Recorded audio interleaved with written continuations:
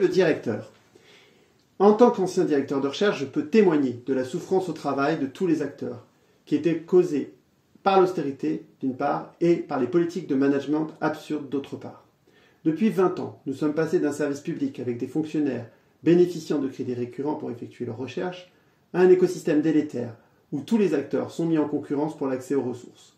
La précarité devient la règle, et les chercheurs sont surtout devenus des chercheurs d'argent. Le HCERES que vous présidez a été depuis des années un des outils de cette grande transformation des métiers de la recherche. La compétition de tous contre tous, des universités, des unités de recherche, des chercheurs et même des techniciens entre eux, est organisée par des logiques d'évaluation managériale dont vous êtes le chef d'orchestre, et par la compétition pour les ressources organisées, notamment par l'ANR. Elles induisent un mal-être au travail et une perte de sens. Nous ne comptons plus les cas de souffrance au travail et de harcèlement moral. Harcèlement moral dont votre conseil ne semble pas exempt. Les collectifs partent partout en miettes et la précarité induite par ce système détourne de plus en plus les étudiants de la recherche scientifique. La course effrénée à la publication conduit à la dilution de l'information scientifique et même dans certains cas à de la fraude. Nous croulons sous une montagne de publications, à tel point que les scientifiques ou les experts eux-mêmes n'ont pas le temps de les lire.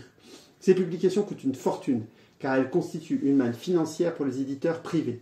Les chercheurs gaspillent près de la moitié de leur temps à monter leurs projets ou à évaluer ceux des autres. Vous avez en réalité créé un véritable enfer bureaucratique. Les évaluations sont de plus en plus ridiculement normatives. Avec la dernière vague, nous n'avions même plus de liberté dans le rapport d'auto-évaluation. Les chercheurs sont contraints par un questionnaire infantilisant. Mon élection m'a d'ailleurs épargné ce douloureux travail. Je remercie les électeurs. Ma question est simple. Quand allons-nous enfin supprimer ce monstre qu'est la HCERES avant qu'il ne devienne une agence de notation privée comme Fitch pour enfin redonner les prérogatives de l'évaluation aux intéressés eux-mêmes, c'est-à-dire aux universités et aux instituts?